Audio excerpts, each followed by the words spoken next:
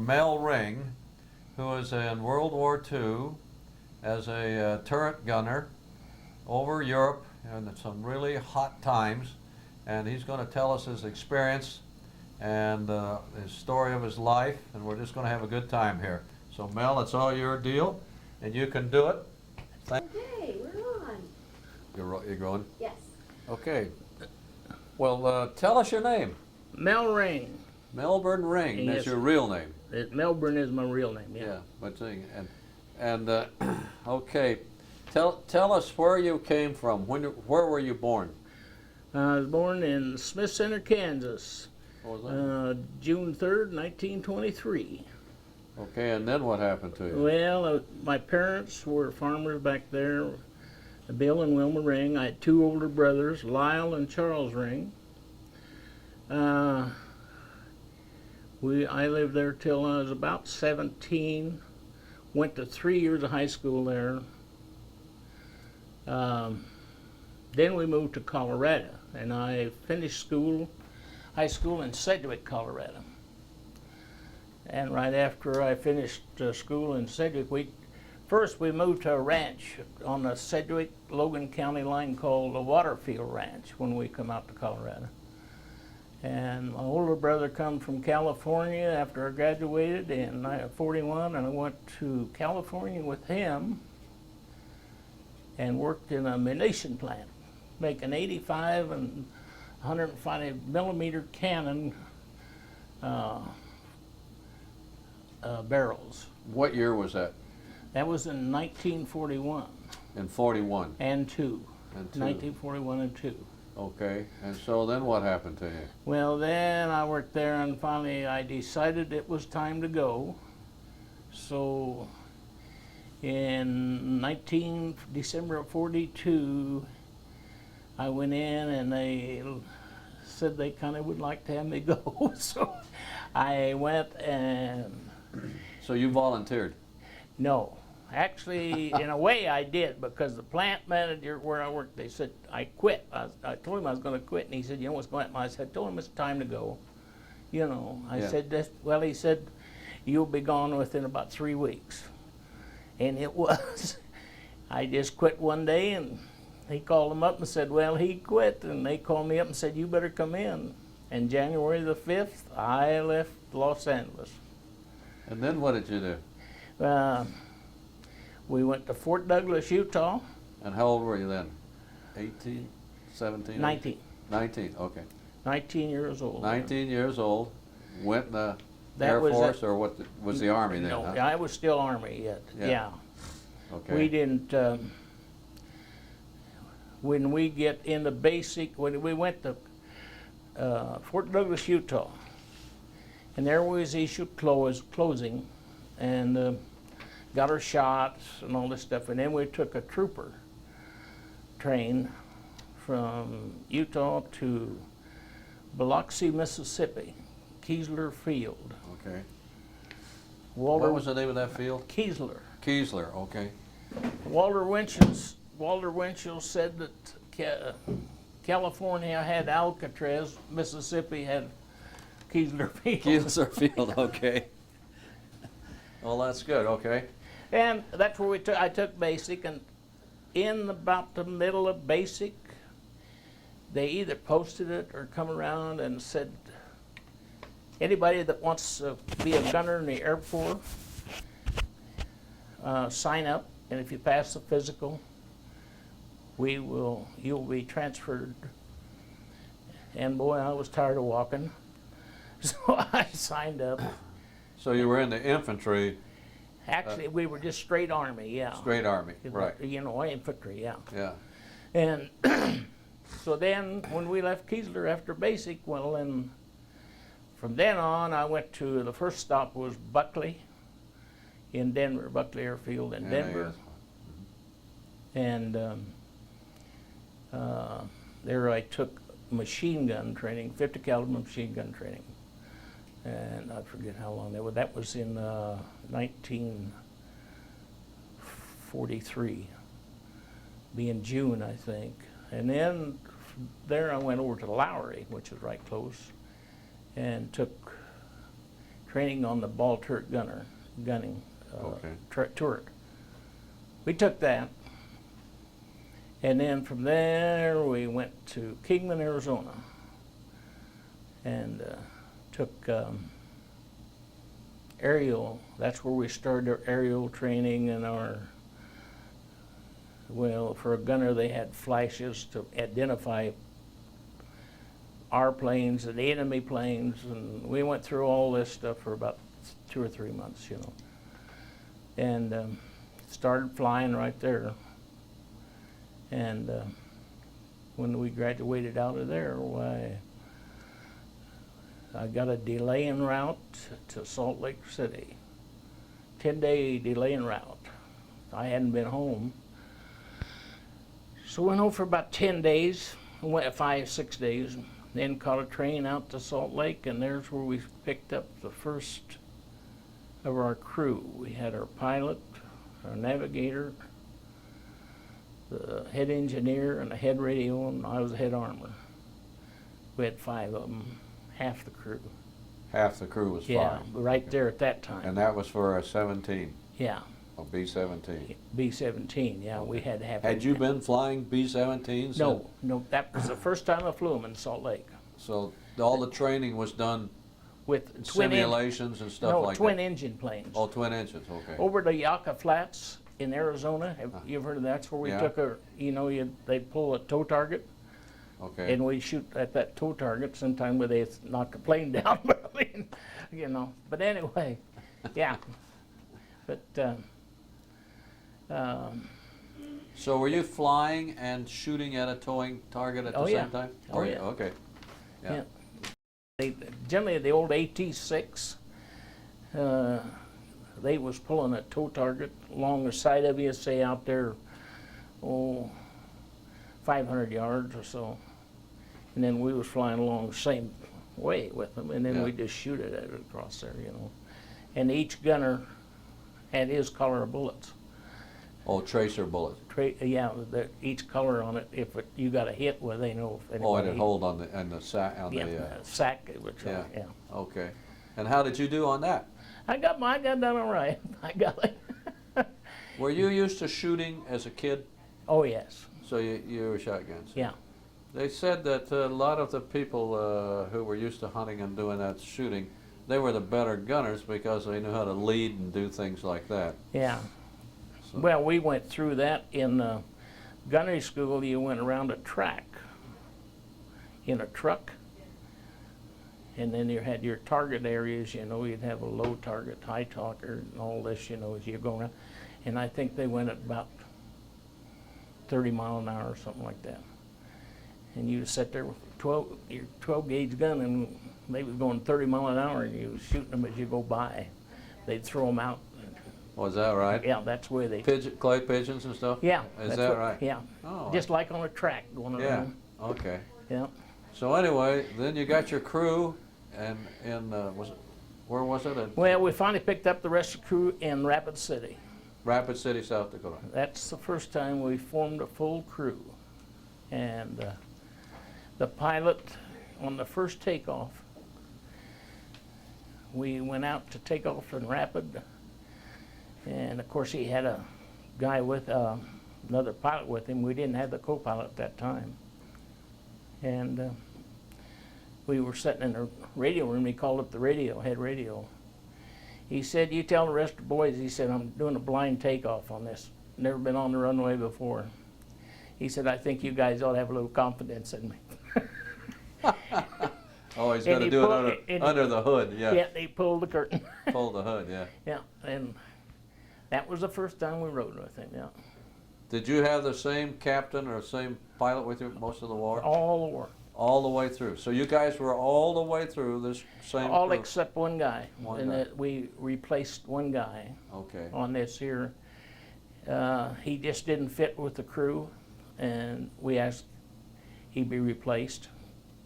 He was a waist gunner, and he just wasn't fitting with the. And so we had a meeting with the pilot, and as I talk on this, Ray is the pilot, you know, and Ray. that's all we called him, unless you were in other officers or near. Everything was first name. You know, Yes, just rank Ray. didn't matter much. No, no, it didn't make any difference. Okay. No. So you got your crew together, hmm and then what happened? We done that was what they call first phase training in rapid, and those what they call them were the faces. Oh, Well, yeah. we used to fly around Mount them. Rushmore? Yeah, we used to fly around them all the time up there. Okay. And that was first phase. And then you have to realize that this was a brand new group. It was formed as the 483rd Bomb Group, which and there's 4 squadrons in it.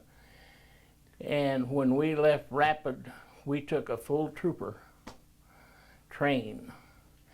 We had our own cooks, and we had everything.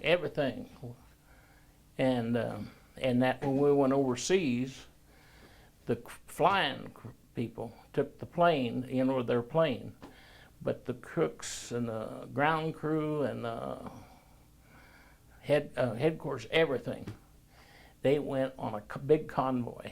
On a troop ship type thing. Yeah. We took a full outfit over. I mean, complete.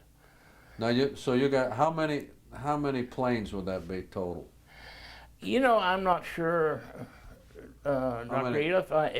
I'm guessing when we went over, we probably took 10 planes per squadron, And you had 10 bombers. 10 bombers per squadron. Yeah, and you crews. And you had 4 squadrons?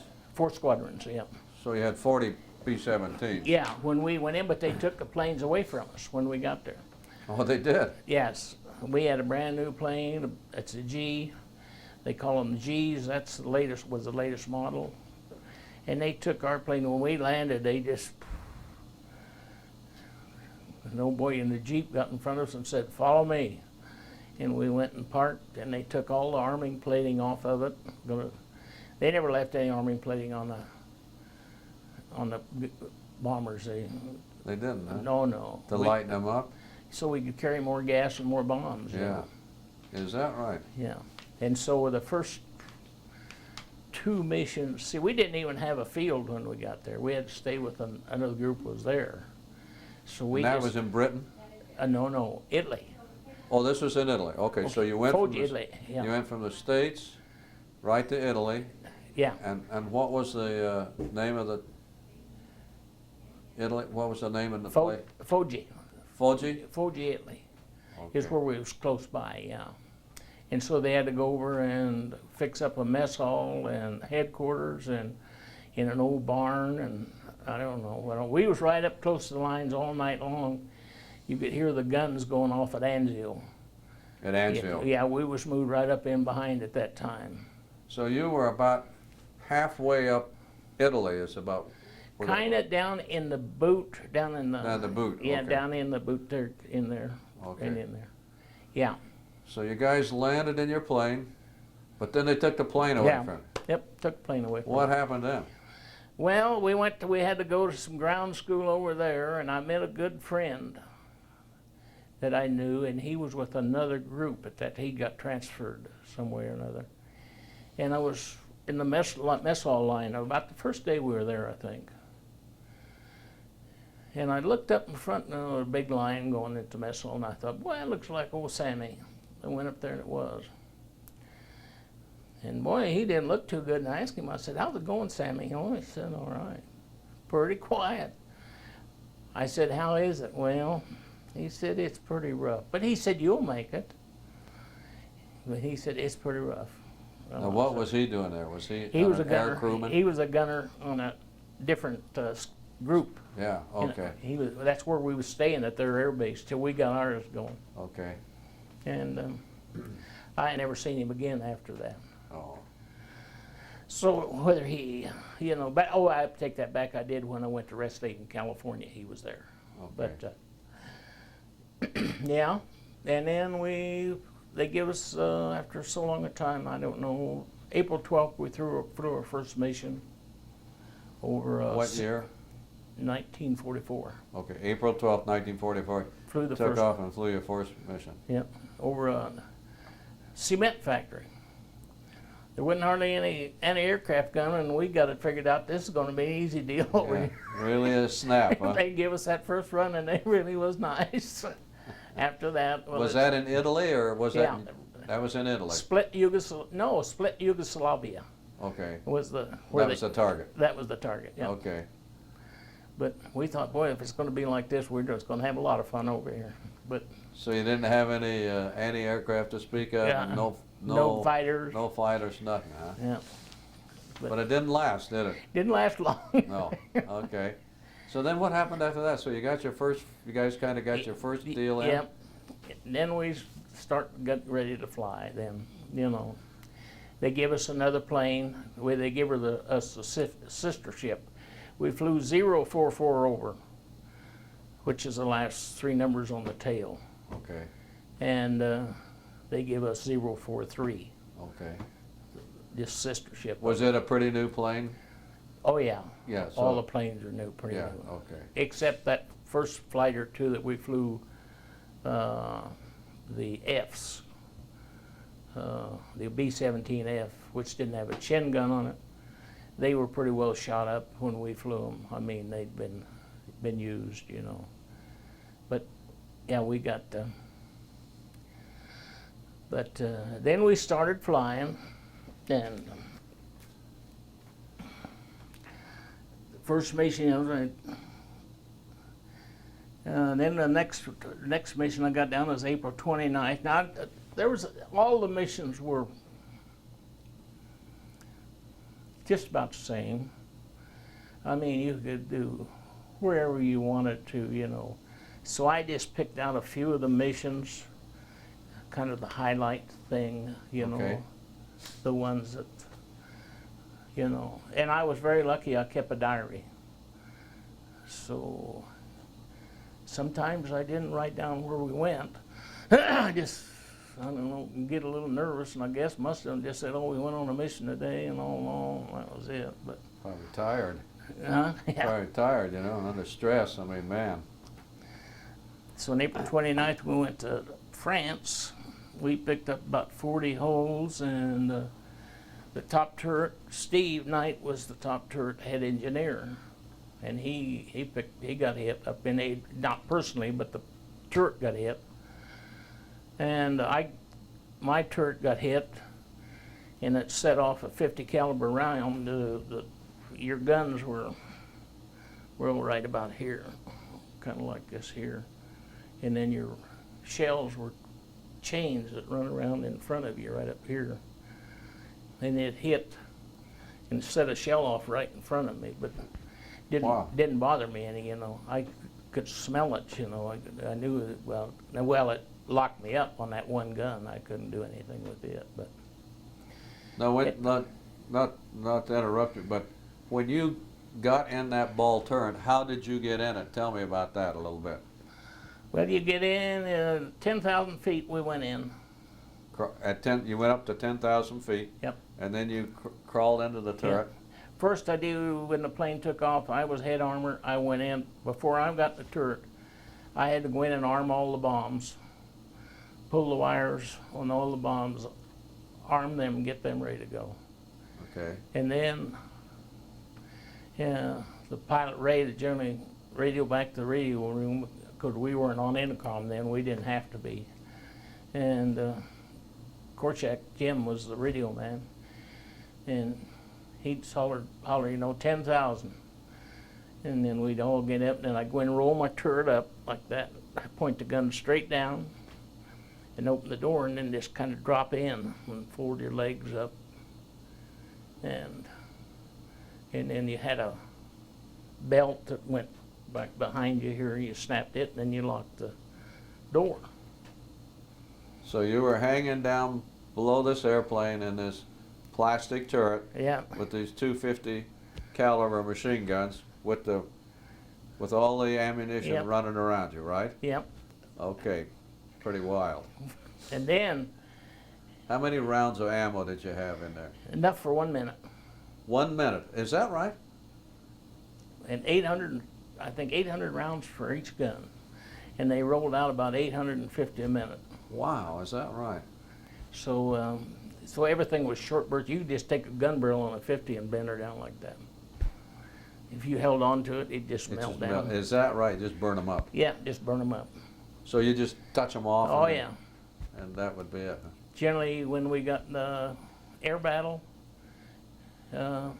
Ray or somebody would be saying, "Short burst, save your ammunition. Gonna be a long day. Short burst, save your ammunition." You know.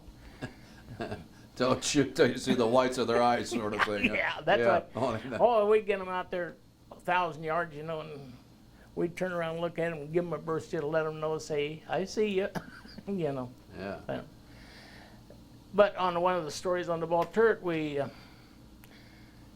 in a 17, we always figured you had 30 seconds, or you had plenty of time to bail out. That's what we figured, 30 seconds. If you was hit hard, well, she'd probably blow in about 30 seconds. Fuel and stuff. Yeah. And so we'd practice, you know. So we figured if we left this belt loose here, we was gaining about 3 seconds or 4 seconds.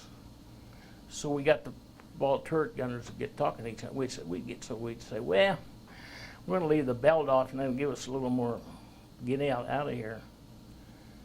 Well, we were flying one day and it was, we got fighters hitting us and messing around, and one of them ball turrets got hit in the back with a 20 millimeter, knocked that door open. He didn't have any chute on naturally, you know, and no belt to hold him, so it just sucked him out. He was gone. At about 28 or 30,000 feet, he just fell out. So I reached around and snapped my belt.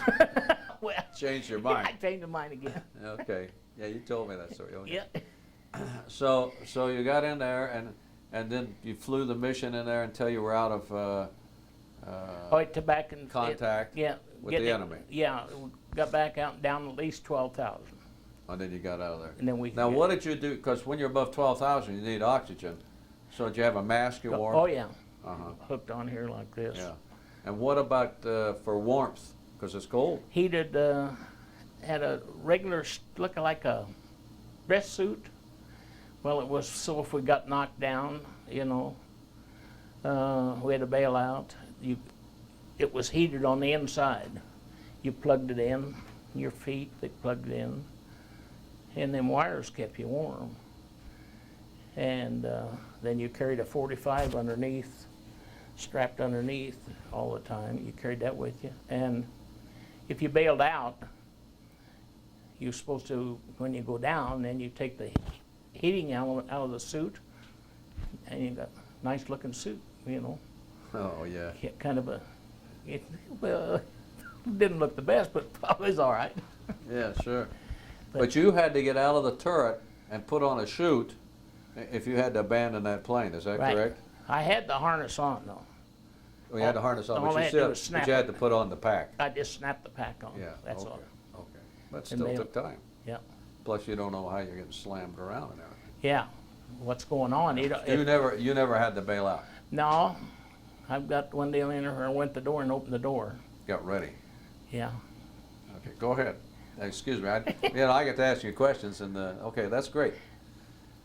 In fact, all of this, no, I want to tell the story of the takeoff, which is probably one of the 28 bombers took off in 14 minutes, 30-second intervals. You know, when we went off the airfield, it was 30-second. And our big problem was prop wash, Right. trying to keep out of it, you know. And this one time we went into it, and I happened to be standing behind the pilot, co-pilot, on takeoff. And they were really working. They were hollering left rudder, right rudder. And the pilot was working the throttles, and no air, wasn't pulling nothing. She was just sitting there. The plane was just, Yeah, you were in that prop wash. you couldn't do nothing. Well, at the end of our runway, there was a big canyon. Went down in there. Well, you couldn't see the trees down in it. It was so far down in there, right at the end of the runway, you know. And we went down in, and I walked back through the bomb bays, and there's all the guys are hanging around in the radio room except the tail gunner, and he was standing back there at the waist window. And I just walked back and opened the door, and they all looked at me, and I said, the show's over. And I said, she's all over, boys. You know, we was waiting for the big bang, you know. And he got down there, and pretty quick we could hear the plane going to start Catch it falling. on. Yeah. And I looked back through the waist, and I see that waist gunner, his eyes is about that big. And she was clipping treetops as we went. Oh, really? through it. And the pilot just hung her down in that valley till he got out there on the north side of the airfield.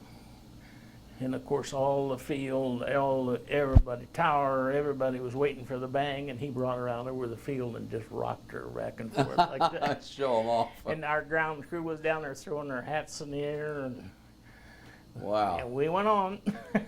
So you went on the mission. Then. Oh yeah, Yeah. we I kept going. joined up. And then the next one I'll tell about it is that was that flak, junior flak was bad. And in fact, this in here was the one that we were coming back, I don't know where from, a mission, and we were flying along, and in fact, we were let down to about 17,000, I think. And we seen a look up front there, and we could see some flak. So I called Ray up, and I said, you see that flak up there? And he said, yeah. And I said, are we going to go around it? And he said, well, I think so. Well, going, I kept looking at it, and finally I called him, and I told him, I said, you know that flak's on an angle. And I said, right down there below that, down off in there's a train sitting there. And it's coming off that train. And I said, you know, our leader's going to lead us right over the top of that train, and it ain't going to be good. Right. And he did. He took us right over the top of it. And one of the planes next to us got 150 holes, and we got a gas tank hit, number 3. Gas poured out. I got the saturated gas, and that's when I come out. Put my chute on, kicked the door, and we had a waist gunner that was about 6'1". He reached over, grabbed me, and he said, where you going? I said, I'm getting out of here. But they wouldn't let me go. Oh, you're getting ready to bail out, huh? Oh, yeah, I was going. Oh, boy, that looks peaceful down there. I thought, oh, that looks so nice down there. Is that right? Wow. Oh, 100-octane gas-saturated plane. Yeah, right. You'd light up like a candle. When it lit, it's going to be all over, you know. Yeah. And anyway, finally Ray called back and said, do you think you'd get Junior to go back in that turret? And so Walt, they'd put me on an oxygen bottle then, walking. He said, hey, Ray wants you to go down that pilot turret and tell him where he's hit. So I went down there, and I said, feather 1, and he did. I said, feather 2, he did. I said, feather 3, he did. And he said, hey, Junior only got 1 left. And I said, I know it. And I kept looking, and finally I seen the hole about yay big right up under 3. I said, start 1, start 2, and we went home. Come on home then. Oh, wow. So how low were you? About 17,000 feet? We were let down at about 17 then. And you were usually, We were coming usually home. at what, 30,000? 25 25. on up, yeah. Is that when you did a mission and bombed, were you usually around in the 25,000 or were you Yeah. lower? 25. But, you know, it just depends. Dr. Roof, I don't know. I can't answer that, but there was times that we would set, we'd supposed to be at 30,000, and we'd set maybe at 29 or 29.5, and that thing would just sit there and rock, and we just couldn't get her up there. You know, it just Too heavy. or something, Yeah. air was wrong, Yeah. and then they'd call down now I'm talking about the whole group, Yeah, right. and they'd call down and ask for another altitude, and we might drop down to, they might have only 1 altitude open at that time because there'd be bombers all over us, you know, everywhere. And they might let us go drop down to 24. We did that one time, I know, we dropped down to 27, and boy, the flak was all above us. So Really? we didn't have any trouble at all there. Huh. But, yeah. Well, what else happened to you? So then you're flying out of Italy all the time? Right out of the same base everywhere, Everywhere. every day. And how many total missions did you do? 50. 50 missions. Wow. Yeah. So go ahead and tell us some of the other missions. Oh, we got one here. We went to Budapest. Flew an hour and a half in heavy clouds that day and lost the rest of the group. We couldn't see if, you know, them rides were the worst. We didn't know when we was going to crash into another plane because soup was so heavy you couldn't see. You didn't have visual contact. No visual contact, you know. And we come out, there were just 3 ships of us, and we were finally, I guess, gathered up and everything. We got a 20 millimeter in the tail, a vertical stabilizer that day, and Now those 20 millimeter guns were coming out of fighters? Yeah. Okay.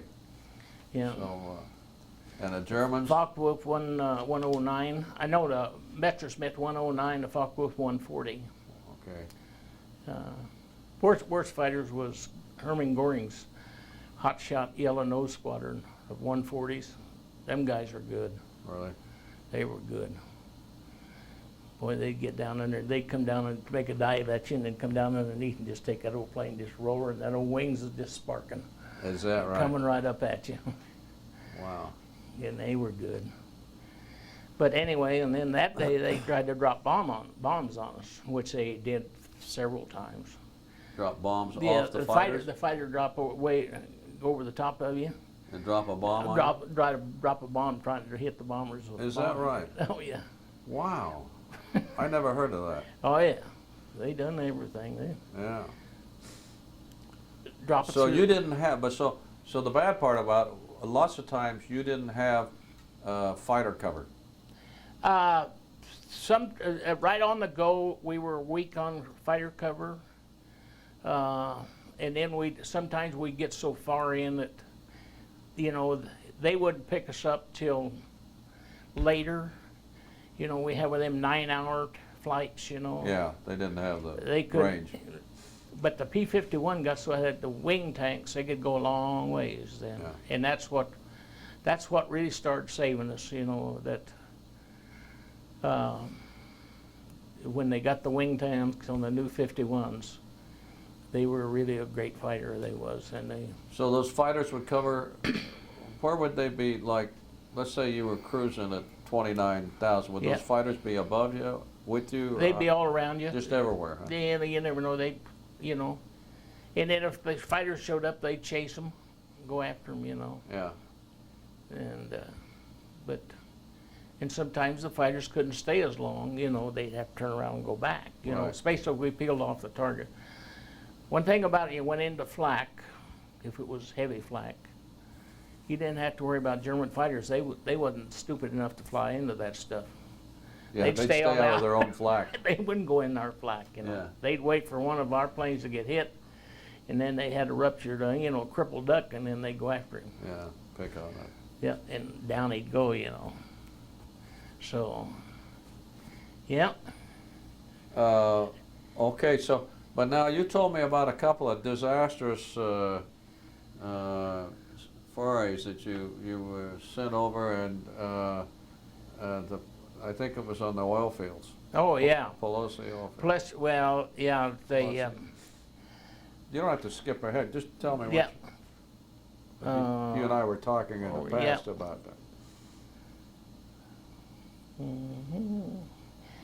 Well, let's see. On July the 8th, we got the flight surgeon to ground us. We were pretty well shot. Just fatigued and Yeah. just wound out. Wound, it couldn't. But we turned around and went, July 9th, went to Palestia, the Big P. Right. That's the one. The most dreaded. That was the dreaded one. I made 5 runs on the Palestia oil fields. The 15th Air Force lost 365 bombers on that one target. Wow, is that right? That was the one that flak was so heavy that at times you couldn't even see the wingtips of the 17. The smoke. Is that right? Smoke was so bad. And the plane was just boom, just rocking like that. Shells, you know, you never went there that you didn't pick up a bunch of holes, you know, and the ones that got hit good just didn't come back, you know. Right. One time we were flying, went over Pulaski, and I had my turret looking right straight ahead, and just like, I don't know, 20 yards ahead of me or up of us, there was 4 bursts, just like that. So I just whirled the target around and looked at the back, and right behind us there was 4 bursts right behind us. Wow, is that right? Right smack. That guy had us pretty well figured Yeah, out, but it's boxed in. He had it, but he just missed it just a little bit.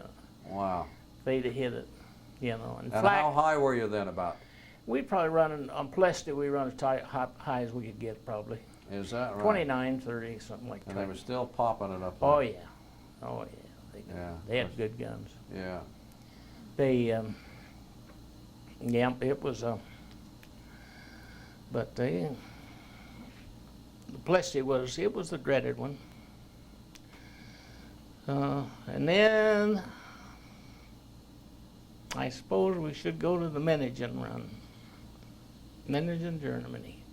What's that? Menigen, Germany. Menigen, okay. We lost 14 ships out of 26 on that one. Wow, is that right? That was another one of those days that the 15th Air Force went out.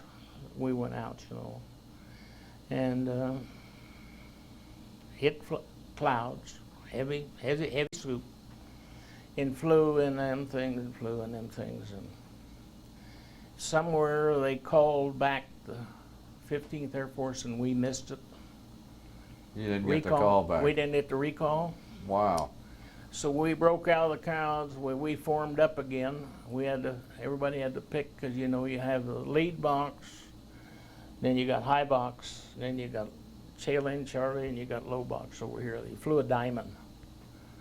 And then everybody had to find where they had to go, and then we kept it going.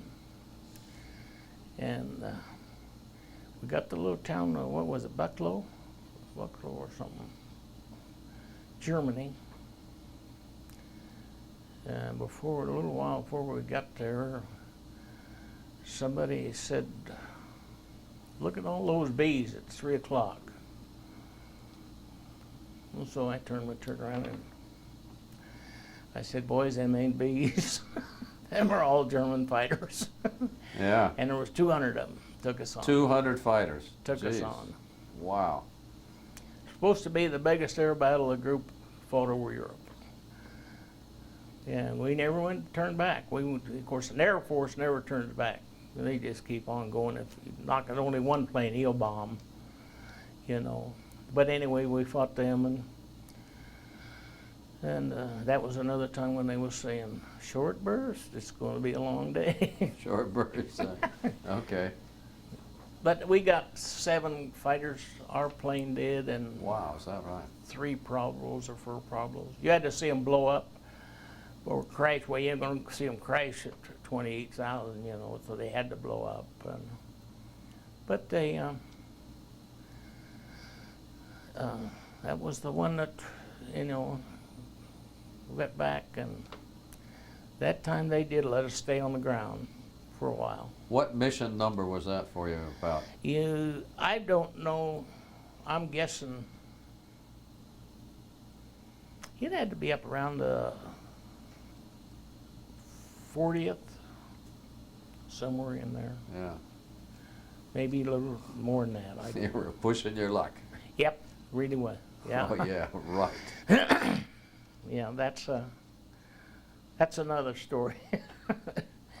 Yeah, we had the doc come to our tent the last 8-10 missions that we made every night and give us sleeping pills.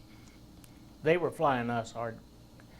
Colonel Barton didn't like our crew very well because nobody could figure out how I could fly that many missions. Most of these guys that went over with me didn't get through till the middle of August, 1st September. Yeah. but I flew with other crews some, you know. But Colonel Barton didn't care much for us, and he said he was going to fly us till we cracked or went down, and we said we ain't going to crack or go down either. So we beat him at his game, but yep. Then in the last mission, Manfield Wise Steelworks in Budapest. Yep, heavy flak. Picked up holes. And Ray says, "How do you want her, Junior?" And I said, "Long approach." And he put about a 5 mile on us, right across her base, and set her down, and that was it. I was done making my missions, and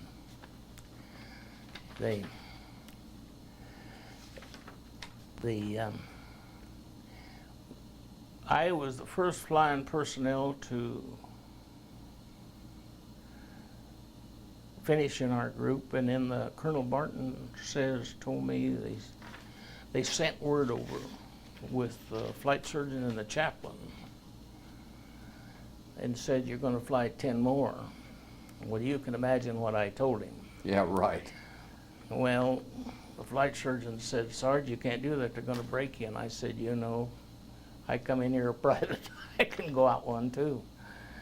And then all the squadron commanders, captains, they were at my tent before long and said, "Sarge, are you going to fly anymore?" I said, no. I said, "Don't do her."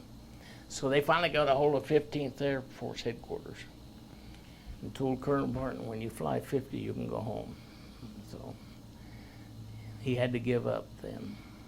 Yeah, of course. Yeah. So one time you were telling me that the bombs got stuck in a bomb bay or something? Oh, yeah, that happened quite then? regular. Huh? Quite regular that happens. And then I have to come up out of the turret, and they have a walking bottle sitting right where I come out pretty well, and you have to put it on and so you can breathe oxygen. Then you go in and you have to take a deal, pry it loose so it'll drop out, you know. But across the bomb bay, well, it wasn't quite that, about like that, I suppose, something like that, I don't know. But you get a hold of something, and the walk on this side of it was about like that. So you'd straddle that to work on those bombs. You didn't have no chute on, and you'd straddle that bomb bay and work on those bombs and Get them loose. knock them loose, yeah.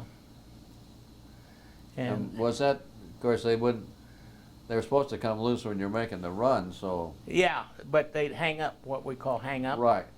And then when they go down, some of them was really, it was really bad because you take a 500-pound bomb, drop down, and it had propellers on it. That's what armed it. Them propellers would spin off, Yeah. They'd go spin off, and then they were ready. If they touched anything, they was gone, So we had to. Yeah, a little tricky. Yep, a little bit tricky. How many times did you figure you had to do that?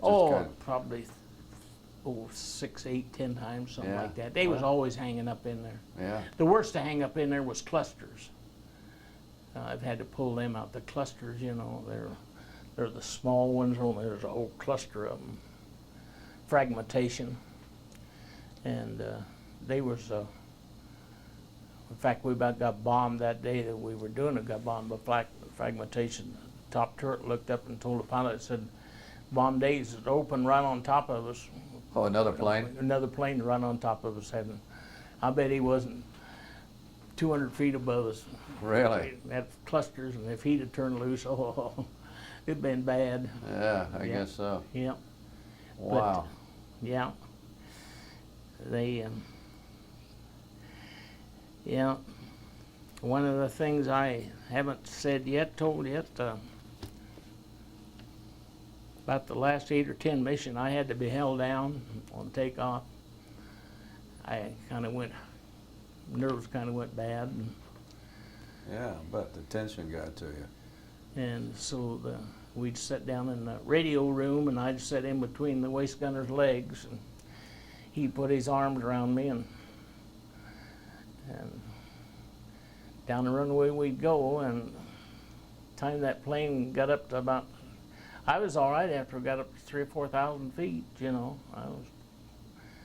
The water was just pouring off of me, and you know, and every flight, and I just, but that's the way I got off and made my missions. I had to do it. I mean, if you didn't make them, they were going to bust you, and then you'd be cleaning latrines and Everything else. everything. They didn't allow you to just pull out on them. You had to do it. So you stuck with it. Oh yeah. Yeah, good for you. Yeah. You gotta, that's Kept terrific. going. Good for you. Yep. So, if you think of anything else, just tell us. No, that pretty well. Well, you may think of something. I may. So, now, so what was your highest rank? Staff sergeant. Staff sergeant. Yep. And you were a armor chief. Yeah, armor chief. You were in charge of the Yeah. armor for your plane. All the guns and the bombs and Ammo and stuff. yeah. Okay. Yep. And now you got some medals and citations. Yeah, there are a few of them. Yeah, I guess so. You ready on that? Yep. Where are you? Are you on this? Yes. Okay. Okay. Now, if you don't mind, tell us about your patches, your medals, your wings, everything there. Just go right through it. Well, this here just a.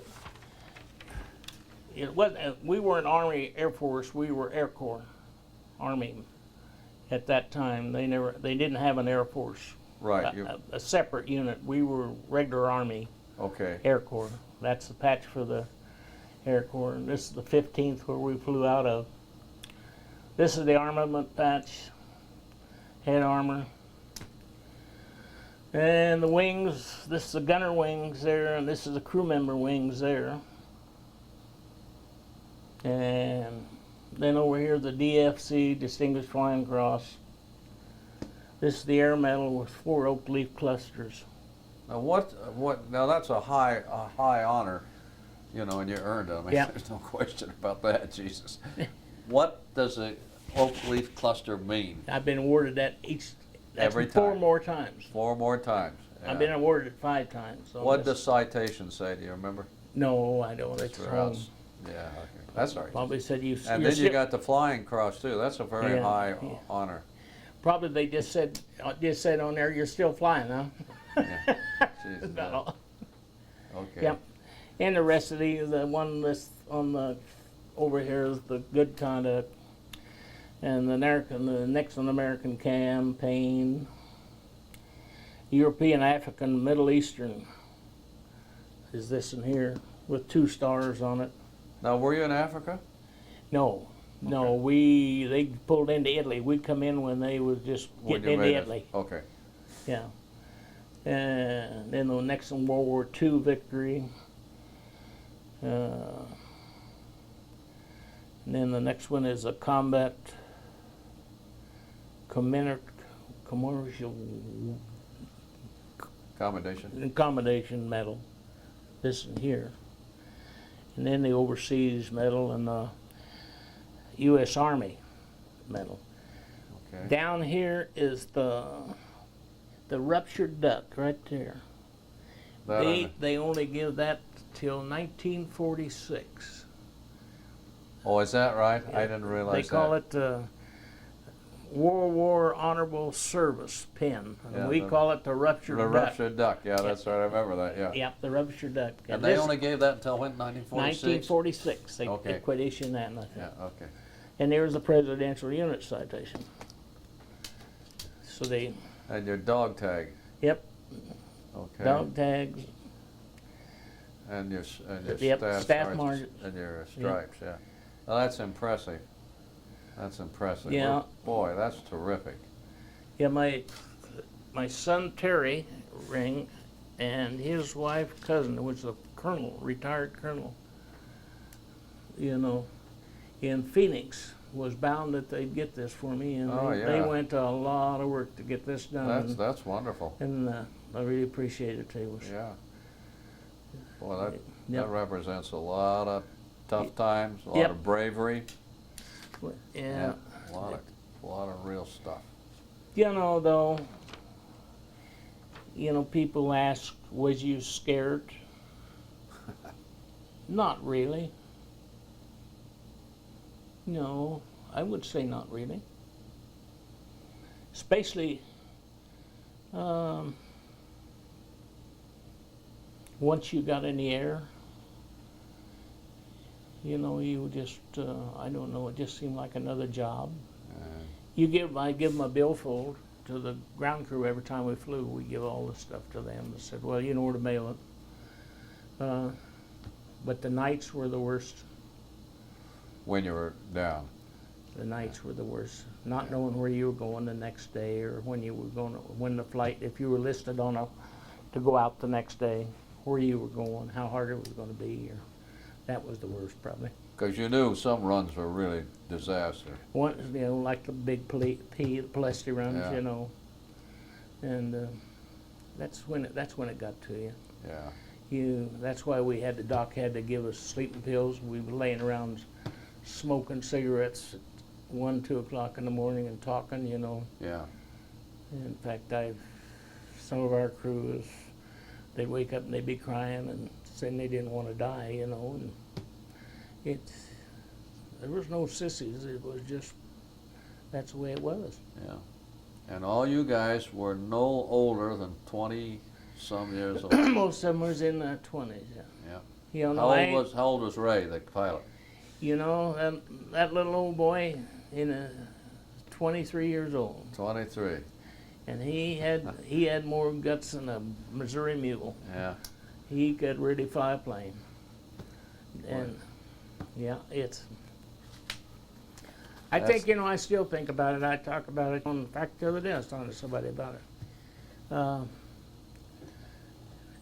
500,000 young men died, and it just, in World War II, and it still hurts, Exactly. Yep. But anyway, that's the story on the medals. This here is my little dog. We'll say crap for brains. He flew every mission with me, flew overseas with me, come home on the ship. You kept him with you all the time? Yep. Your good luck charm? Yep, that's him, right there. And I didn't tell you. And what's his name? Crap for brains. Shit I ain't for gonna brains. say. Well, you can't. That's a good little boy to keep around. Yeah. Okay. I guess I didn't tell you last week that when we come home, we came out of Naples on a trooper ship. Oh, okay.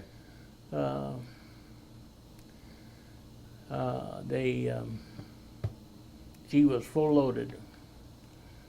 We come through the rock, by the rock, and we had 2 little destroyers run alongside of us, and we felt pretty happy. We thought, well, we're going to have escort. Well, the second day out, they turned around and went home. You were out went there back to Naples, and we was out there all alone. Yeah.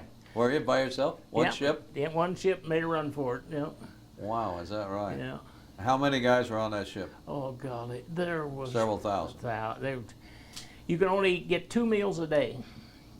You could, you get up and stand in line, and then get breakfast about 10. Then you want to get them back in line about 1 or 2, so you get something to eat in the afternoon. The next time. Yeah. Yeah. Okay. Now tell us. And when I landed up, I went in weighing about 172, and when I come home overseas, I weighed 148 pounds. Is that right? Wow. Can I just You're on. tell it? This is just a deal that my wife made for me, and it just shows a plane here, and this here shows the plane that's hit. And if you can look, you can see chutes coming out of it. They were going down, and here's a plane here that was hit. A direct flak shot right tore the nose completely off, took the pilot, co-pilot, navigator, and bombardier off, and if you could look close enough, you can see the engineer in the top turret looking down, and there ain't nobody down there flying the plane. So they got ready to bail out then when they come out. And this here is our crew. And our plane, this is our plane here, sitting on the heart stand, and the head armor, the head engineer, and the head radio always went to the plane first. And I checked all the armament. The engineer would start the engines and check them out. Radio would check out his radios, and when the pilot and co-pilot and all them come out from briefing, they'd sit down and explain where we were going. And then we knew, that's where we found out where we were going for sure, Where right your there. mission was, yeah. And this is our crew here, Now, where are you in that crew, Mel? right there. Right down there. Yep. Okay. And up here, there's Ray. You can see he's a very little guy. He couldn't even push the rudder pedals all the way down on that 17. Is that right? You're just too little, huh? Yeah, he was too little. Yep. And you guys all flew the 50 missions together. I pretty got much- through. I got through. I got through, and then they had 3 or 4 more to go because I flew with. You never knew. Ball turrets were a little. There wasn't a lot of them around sometimes, and so you'd be there, and at 4 o'clock was generally H hour.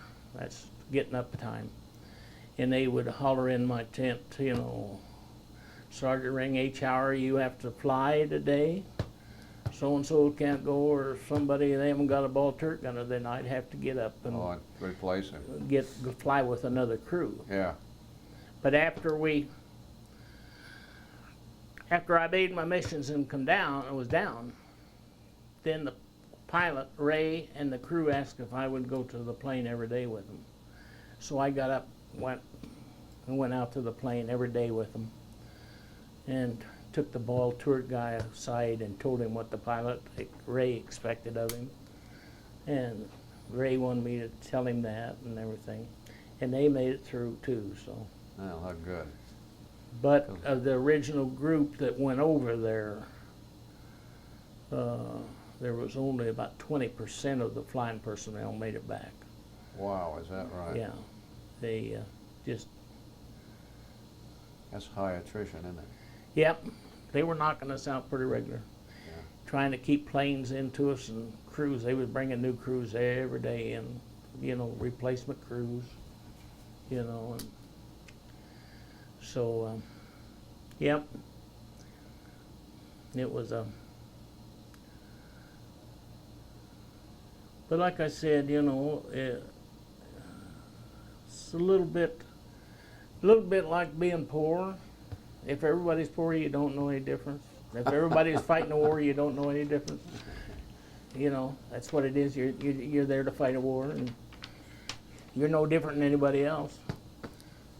You're just there to fight a war. I just always remarked to my friends, I said, you think of these young men, you guys were young, men doing these big, big things. I mean, my Yep. God. You got a 23-year-old pilot, you got a Yep. teenage Yep. gunners, Yep. stuff like doing that stuff. Wow. And everybody knew their job. Everybody did their job. Yeah. Yeah. There wasn't any. Right. And the ground crew was terrific. When we landed, there was people patching holes. There was people working on engines, and there was everything. They was loading bombs. They was fueling us, and so we would be ready to go out again if we had to at 6 o'clock or whatever the next morning. Yeah. But the most pretty sight probably was you kind of get them lined up, 28 bombers, and they're all sitting there, idling, and all them engines sitting there idling. And the lead group was first, lead squadron, and the leader is going to lead the group. They was doing this. And he was sitting on top of the runway, and the next one was sitting right beside him.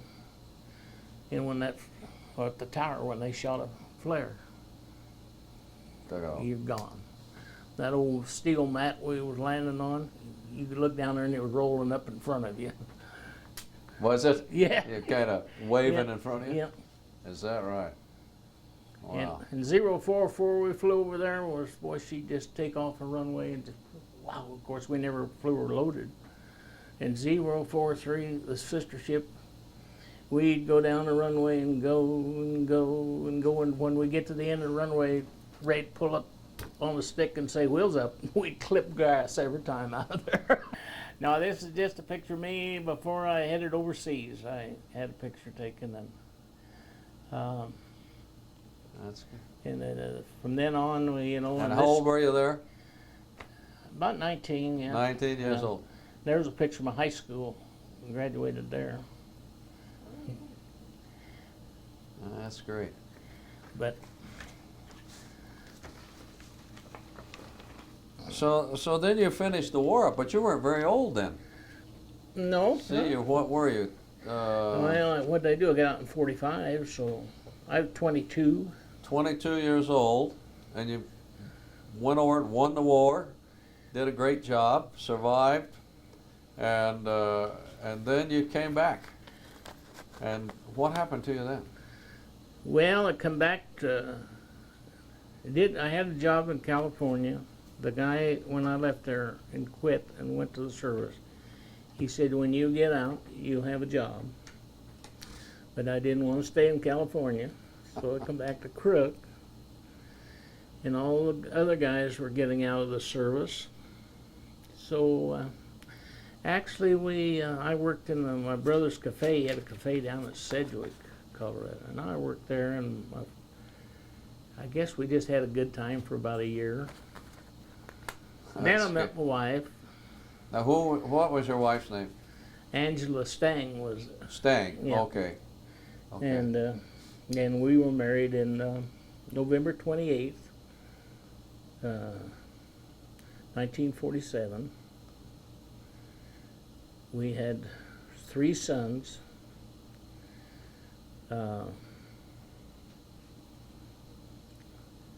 Ron Ring, the oldest, he was born in 49, and Terry was born in 52, and Brad was born in 57.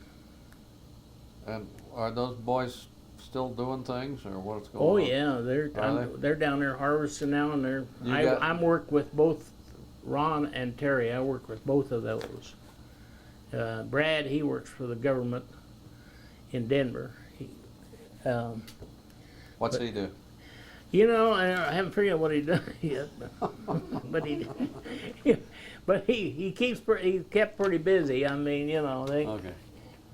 Why? But anyway, we went, and then when we got married, well, a year before we married, my brother Lyle and I formed a partnership, and we ranched for several years, and we lived on a ranch outside of Crook there. Well, now did your family have a ranch down there at Crook, or did you guys buy it after the war, or what happened? Well, they leased the ground, and then my brother and I bought this ranch. Okay. Lyle and I, and then later on we sold it all, but a section of dry land off of it, you know. Okay.